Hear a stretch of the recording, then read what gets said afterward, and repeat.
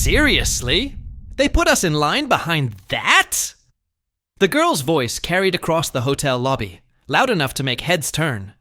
She stood with her mother and younger brother, designer luggage at their feet, staring with undisguised disgust at the man ahead of them in line. He wore simple cargo pants and a black t-shirt, a military-style duffel bag at his feet. His hair was cut high and tight, and he stood with the kind of posture that spoke of years of discipline. He was trying to check in at the front desk, speaking quietly to the clerk. Look at him. Probably can't even afford to be here. Why is this taking so long? This is supposed to be a 5-star hotel. Her mother, phone pressed to her ear, waved a hand dismissively, not really paying attention. The little brother stared at his gaming device, equally disconnected. The man at the counter didn't turn around, but his shoulders tensed slightly. The desk clerk's eyes flicked nervously between him and the girl behind him. Sir, I'm very sorry for the confusion. Let me just verify your reservation one more time. The girl stepped closer, deliberately invading space. Oh my God! If you can't figure out how to check into a hotel, maybe you shouldn't be here. Some of us have reservations at the restaurant, and we're going to be late because of you. The man finally turned slightly, his face carefully neutral. I'll just be a moment. A moment? You've been standing there for like 10 minutes. What's so complicated? Don't they teach? Basic literacy in the, what is it? The Army? Navy? Whatever. She looked him up and down with theatrical disdain. Let me guess. You're here on some kind of charity program? Military discount, probably. That's so sad. My father pays full price because we can actually afford nice things. The desk clerk's face had gone pale. Miss, please. I'm helping this gentleman, and then I'll be right with you. This gentleman? She laughed, the sound sharp and cruel. Look, I don't mean to be rude, but this is getting ridiculous. Do you know who my father is? He's a platinum member of this hotel chain. One call from him, and you'll be looking for a new job. Finally, her mother lowered the phone. Sweetie, what's the problem? This is the problem. She gestured dramatically at the man. We're stuck behind someone who clearly doesn't belong here, and the staff is acting like that's perfectly fine. Her mother glanced at the man, then at her daughter, and shrugged. Well, make it quick. I need to call the spa. She returned to her phone call, leaving her daughter emboldened. See? Even my mother agrees this is ridiculous. So why don't you just step aside? Let people who actually matter check in first. You can wait. You're probably used to waiting, right? Standing in line for food stamps or whatever? A businessman in a suit who'd been sitting in the lobby stood up, his face showing clear anger, but the man at the counter made a small gesture with his hand. A gesture that somehow communicated stand, down without a word being spoken. Miss, I understand you're in a hurry. Oh, you understand? That's nice. What I understand is that this hotel is supposed to cater to high-end clients, not... She waved her hand dismissively at the man. Whatever this is. The man's jaw tightened, but his voice remained level. I fought for your right to speak to me this way. The girl blinked, then laughed again. Oh, here we go. The hero speech. Let me guess, you want me to thank you for your service? Is that what this is about? You want special treatment because you wore a uniform. She leaned in closer, her voice dripping with mock sympathy. Well, thank you for your service. There. Happy? Now can you hurry up so the rest of us can get on with our lives? The little brother finally looked up from his game. Sarah, maybe you should... Shut up, Tommy. This doesn't concern you. She turned back to the man. You know what your problem is? You think just because you joined the military, the world owes you something. Newsflash, it doesn't. You made your choice. You don't get a medal for doing your job. The desk clerk was frantically typing now, clearly trying to speed up the process. Sir, I found the issue. Your room was booked under a slightly different name. Captain Reeves, correct? The girl's eyes narrowed. Captain? What kind of made-up rank is that? That's not even real. I watch movies. I know how the military works. You're probably lying about the whole thing. But something had shifted in the lobby. The businessman in the suit had come closer. An elderly man near the elevators had straightened up. Even the bellhop had stopped what he was doing. The man, Captain Reeves, took the keycards the clerk was offering him. Thank you. I appreciate your help. He picked up his duffel bag, and as he did, something fell out of the side pocket. A small black case which landed at the girl's feet. She picked it up before thinking, and her curiosity got the better of her. She opened it. Inside was a medal, bronze, shaped like a star, hanging from a ribbon of blue, with thin white and red stripes. What even is this? Did you buy this at a costume shop or something? The businessman's voice cut through the lobby, sharp with outrage. That's a silver star. Do you have any idea what someone has to do to earn that? The girl looked up, startled by the intensity in his voice. The Silver Star is the third highest military decoration for valor in combat. It's given for gallantry in action against an enemy of the United States. He walked over and carefully took the case from her hands, his movements respectful, almost reverent. He handed it back to Captain Reeves. Sir, I served in Desert Storm. I never earned one of these. Very few do. The girl's mother had finally disconnected her call, sensing the changed atmosphere. What's going on? The elderly man by the elevator spoke up, his voice shaking slightly. This young woman has been insulting this soldier for the past 10 minutes, calling him charity. Case, implying he's illiterate, mocking his service. I wasn't mocking. I was just saying that you were saying he didn't belong here, that he was beneath you, that his service meant nothing. The hotel manager had emerged from the back office, drawn by the commotion. Is there a problem? The businessman gestured to Captain Reeves. This officer has been subjected to harassment by this guest, while he was simply trying to check in. The manager's face went from concerned to furious in an instant. He looked at the girl. Is this true? We were in a hurry, and he was taking forever, and I just thought... You thought you could insult a decorated veteran in my hotel? He turned to Reeves. Captain, I sincerely apologize. Your stay is complimentary. Full suite, all amenities included. And please, accept my deepest gratitude for your service. The girl's face had gone red. Wait, what? We're the Platinum members. We stay here all the time. You're giving him a free suite. Her mother finally seemed to realize the gravity of the situation. Sarah, be quiet. But Sarah was in too deep to stop now. This is discrimination.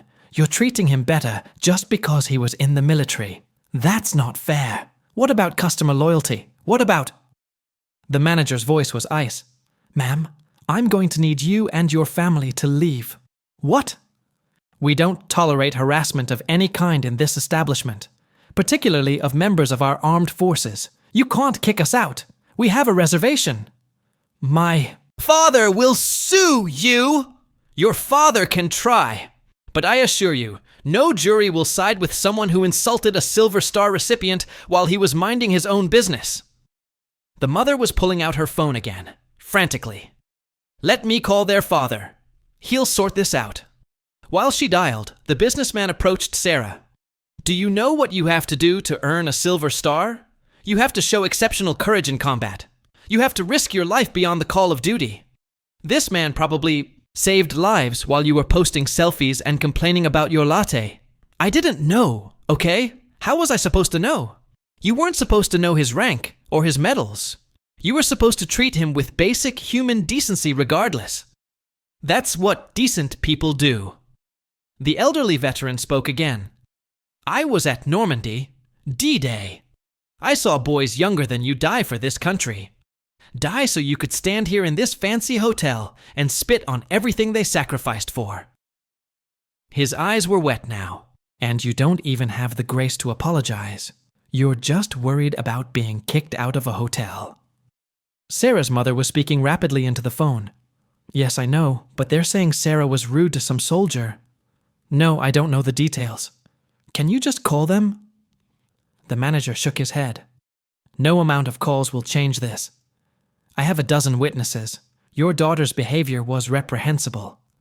Captain Reeves had been standing quietly through all of this, but now he finally spoke. It's fine. Let it go. Sir, with respect, it's not fine. The manager's voice was firm. This behavior needs consequences. Otherwise, it continues. Sarah was crying now, mascara running down her face.